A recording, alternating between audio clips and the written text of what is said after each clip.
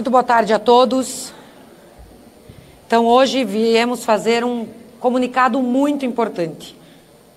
Além das pautas importantíssimas que temos hoje e amanhã na Câmara dos Deputados.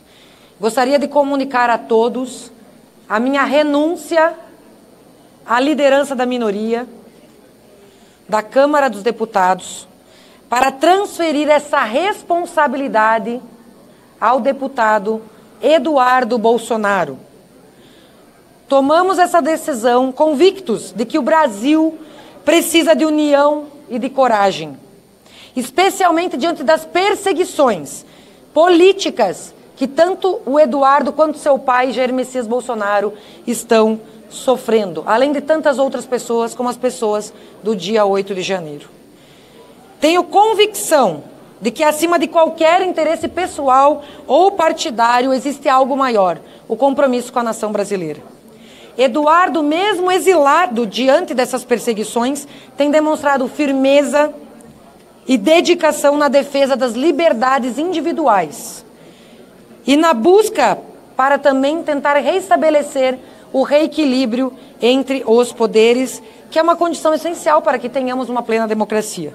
Então, nós confiamos plenamente na capacidade dele de conduzir essa liderança com responsabilidade e coragem. E seguirei, no caso, firme ao seu lado nessa missão, pois a nossa causa é maior. É a defesa da liberdade, da Constituição, da soberania e do futuro do Brasil. Então, vou passar a palavra nesse momento ao Zuco, ao Sócines, mais algum deputado que quer comentar, depois responderemos aos questionamentos.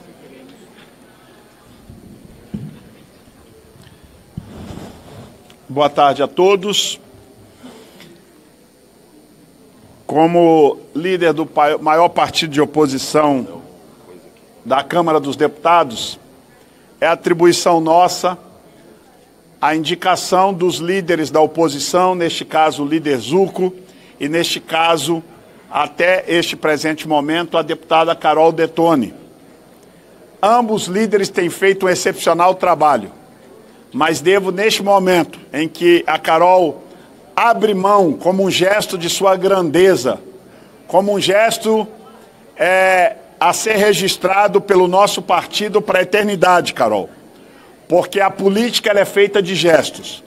E quando nós, com a nossa assessoria, e quero agradecer todo o corpo técnico da assessoria do PL, fomos remontar toda a história acerca de atas da mesa diretora, e no dia quinta-feira, 5 de março de 2015, a então mesa diretora, presidida pelo então presidente Eduardo Cunha, que havia banido a opção de líderes partidários e membros da mesa diretora trabalharem remotamente, a pedido da então secretária da mesa, deputada, a terceira secretária Mara Gabrilli, houve uma alteração contra, naquele momento, a vontade do então presidente Eduardo Cunha, e a maioria da mesa decidiu voltar a valer esta prerrogativa de ausência e registro no painel eletrônico. Desde lá, este ato da mesa tem validade até o presente momento, desde 5 de março de 2015. É valendo neste ato da mesa que a deputada Carol Detoni faz esse singelo gesto ao nosso guerreiro deputado Eduardo Bolsonaro, que é sabido de todos, está exilado nos Estados Unidos para lutar contra injustiças, contra a sua família e contra muitos de nós que somos conservadores e da direita. Ademais da crítica de algumas pessoas, nós do PL reconhecemos o brilhante trabalho que o nosso deputado Eduardo Bolsonaro tem feito naquele país, e de lá, baseado na resolução da mesa diretora da Câmara, nós o nomearemos a partir de agora como o líder. Nomeação está sendo feita neste exato momento, que quero apresentar a todos ao presidente da Câmara, Hugo Mota, com o deputado Eduardo Bolsonaro, a partir desta data, nosso líder da minoria, automaticamente devo comunicar que, pelo singelo gesto desta guerreira, a deputada Carol Detoni, nós estamos também recebendo o ofício do deputado Eduardo Bolsonaro, que nomeia a deputada Carol Detoni vice-líder da minoria. Primeira vice-líder da minoria, que logicamente, nos momentos de ausência em plenário, ela de fato exercerá e representará o deputado Eduardo Bolsonaro enquanto ele estiver nos Estados Unidos. Este é um lançamento que nós fazemos, lançamos mão de um recurso, de um ato da mesa diretora. Já recebi questionamento de algumas pessoas que não tinham entendido qual era o nosso caminho regimental. Então, está aqui e depois será disponibilizado pela assessoria de imprensa do PL, via WhatsApp, a todos os senhores e senhoras, a resolução da mesa diretora que embasa a nossa decisão.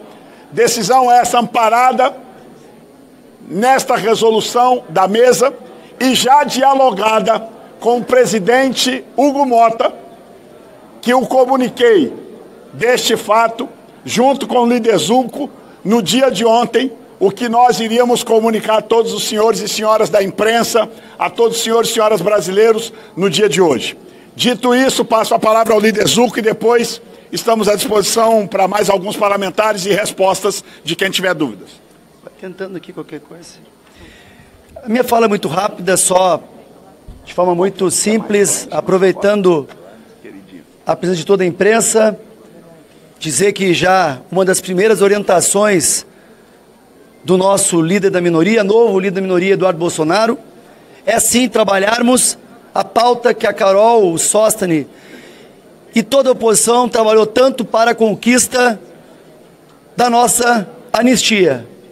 Então, Carol, fica aqui o nosso reconhecimento, a tua atitude, essa nobreza de atitude, e dizer para todos vocês que acordado, repetindo, acordado com a presidência, amanhã será pautado a urgência da anistia e já estamos trabalhando também com o líder Sóstenes um texto, visto que todos nós assistimos na semana passada, na nossa visão, um teatro onde deixou claro e evidente que aquela primeira turma, dito não pelo líder da oposição ou pelos parlamentares, mas sim pelo ministro Luiz Fux, da incompetência absoluta da primeira turma em julgar aquelas pessoas.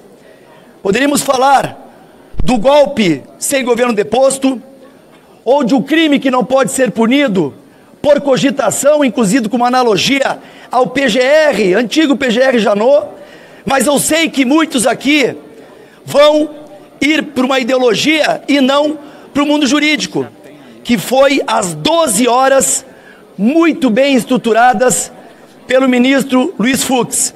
Na primeira oportunidade, o novo líder da minoria, Eduardo Bolsonaro, também fará o seu pronunciamento para falar sobre os próximos passos. E pode ter certeza que nós vamos pautar a urgência da anistia, aprovar a urgência da anistia e depois, na sequência, o mérito. Eu chamo agora então a Carol para as devidas respostas, ou melhor, responder as perguntas dos senhores. Bia, desculpa. Só um minutinho que eu vou dar uma palavrinha antes das perguntas, por gentileza. Okay. É só para parabenizar a deputada Carol Detoni por esse gesto. Eu que fui líder da minoria também, sei da importância do trabalho da minoria, e a minoria trabalhando junto com o PL, que é o maior partido da minoria, com a oposição.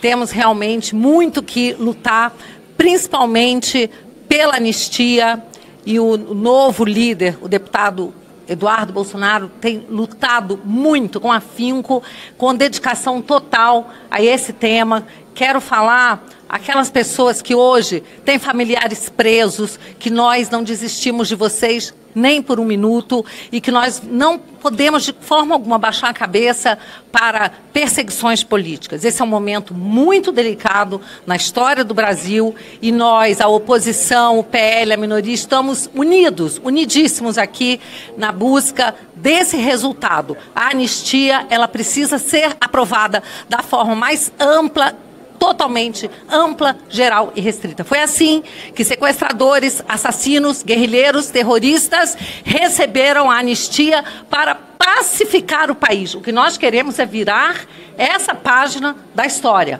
com anistia, que todos os crimes e os não crimes cometidos sejam apagados e que a gente possa seguir em frente. É pelo Brasil, é pela liberdade, é por todos os brasileiros.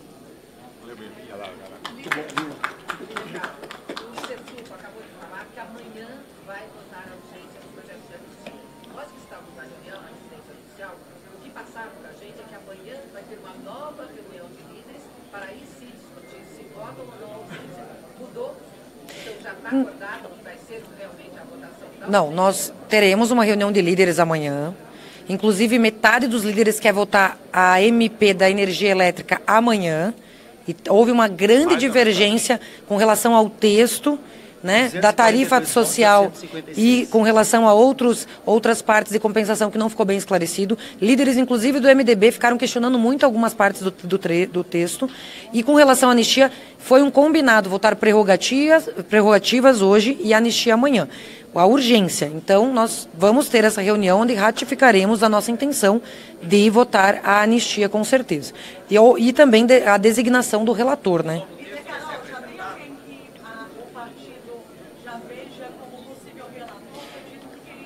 Só conversa de bastidores por enquanto, mas está se especulando um deputado do Paraná, acredito que é do conhecimento de todos.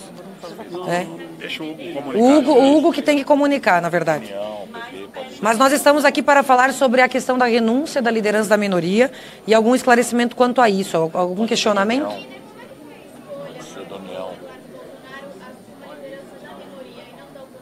O Eduardo Bolsonaro já foi líder da minoria, já exerceu um brilhante trabalho. Inclusive, parte da equipe que ele tinha de tão competente ficou, inclusive está até hoje. E nós fizemos esse gesto por ele, por entender que ele está fazendo um gesto por nós e chegou a hora de fazermos um gesto por ele também, porque o Eduardo está autoexilado nos Estados Unidos, porque está clara a perseguição quanto a ele, quanto à família. Vide o que está acontecendo no julgamento do presidente Bolsonaro, em que os juízes da turma são todos inimigos declarados, são suspeitos, impedidos, e não se impediram de julgar um caso onde era claramente, não era o caso deles serem juízes competentes para isso. Então, da mesma forma, estamos protegendo, sim, o Eduardo Bolsonaro naquilo que tiver ao nosso alcance, porque ele está exercendo o seu mandato, só está à distância por uma vontade que não é dele, porque o processo que havia um arquivado contra ele está reaberto, então se ele botar o pé no país, com certeza ele vai ser perseguido. E nós não podemos admitir esse tipo de perseguição por palavras, ideias proferidas, porque isso é constitucional. O artigo 53 garante a nossa imunidade parlamentar, que não está sendo respeitada. Daí um dos motivos por estarmos retomando esse assunto das prerrogativas, para que se respeite o exercício do mandato parlamentar. O ano passado, só relembrando, quando votamos, deputada Bia, lá na CCJ, as 4 medidas para o reequilíbrio dos poderes, ouvimos ministros do STF dizerem que quem votou a favor das medidas, eles iriam monitorar os posicionamentos. Ou seja, já somos monitorados por nossas opiniões, por nossas palavras e também agora pelos votos. Estamos numa hora realmente absurda da democracia relativa brasileira, em que deputados na tribuna estão com inquéritos abertos por palavras proferidas. Crime de opinião que não existe no Brasil está sendo motivo para a perseguição de mais de 30 deputados. Então não podemos permitir isso.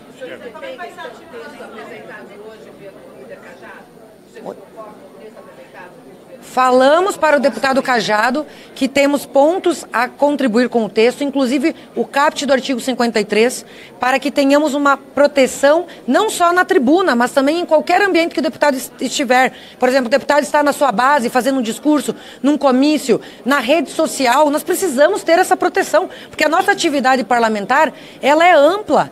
Nós não deixamos de ser parlamentar quando não estamos no púlpito. Nós estamos aqui numa coletiva, nós somos parlamentares. Temos que ter essa proteção.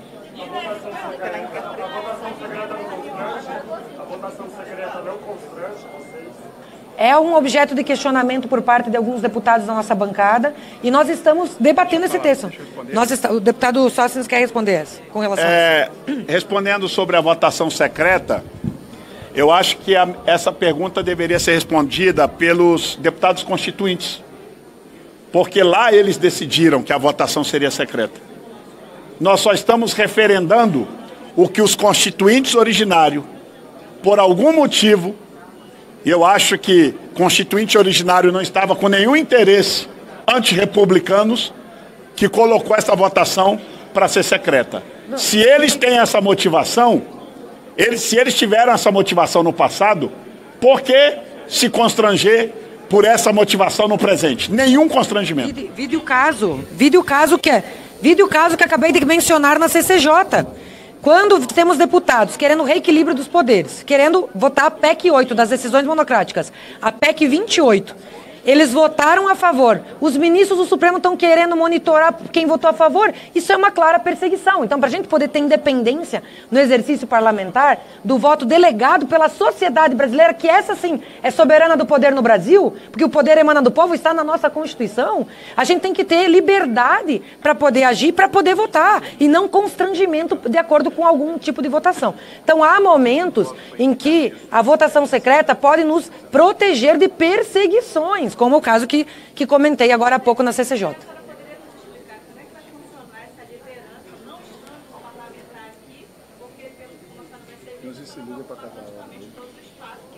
Nós temos várias maneiras.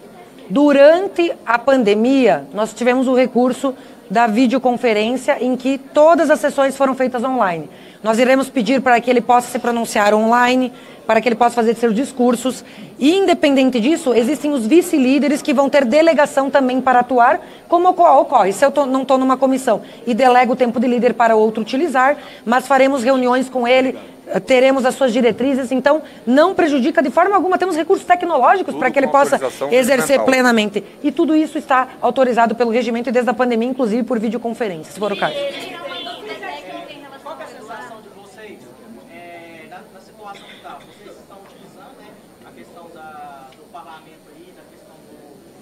Assumir agora, né, a minorias, e como o partido sente com isso, essa perseguição que está, tanto do STF quanto de outros órgãos, aos parlamentares que estão atualmente, né, exilados fora do Estado, lá nos Estados Unidos? É um momento muito delicado da nossa sociedade, em que cidadãos comuns estão sofrendo o peso de uma injustiça, como o caso do dia 8 de janeiro, por isso temos lutado pela anistia. É uma situação delicada em que as nossas prerrogativas são violadas. Então, semanalmente, diariamente, estamos lutando por isso. E não nos cansaremos até retomarmos o livre exercício da soberania popular por meio da livre representação, da plena representação exercida por nós aqui nos nossos mandatos. Então, estamos lutando por isso diariamente.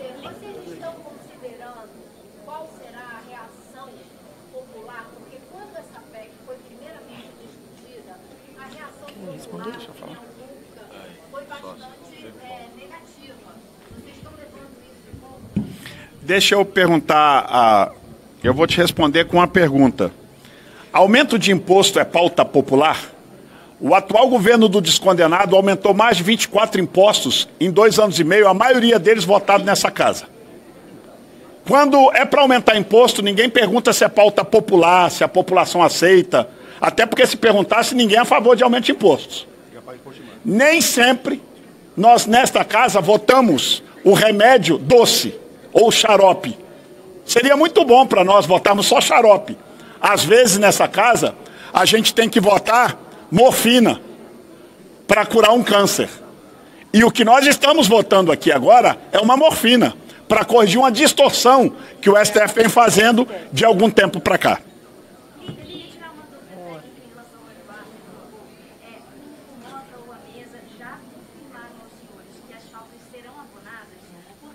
Cerca regimental.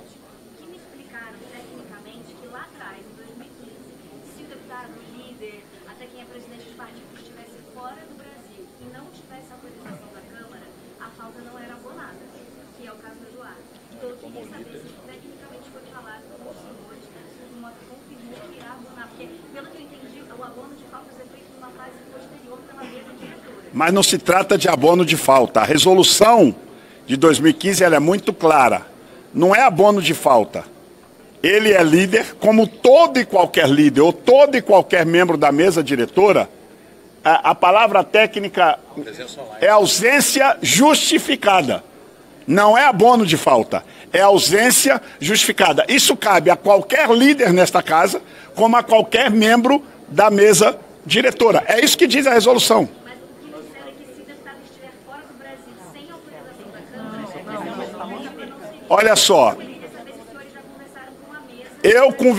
eu pessoalmente com o deputado Zucco, que aqui está o líder, conversei com o Hugo Mota ontem e levei a ele, não é, comuniquei da resolução, enviei a ele a resolução e nós não precisamos do retorno dele, é claro o ato da mesa, não tem discussão sobre o ato da mesa. Tá? Já falei. Bom, gente, muito obrigado, bom trabalho a todos. De quê? Não, nós estamos discutindo urgência. Um passo cada vez. Nós vamos votar amanhã urgência. Texto, aí nós vamos aguardar o Hugo Mota nomear o relator e aí nós vamos discutir o mérito a posteriori. Ok? Muito obrigado, gente. Força, Eduardo!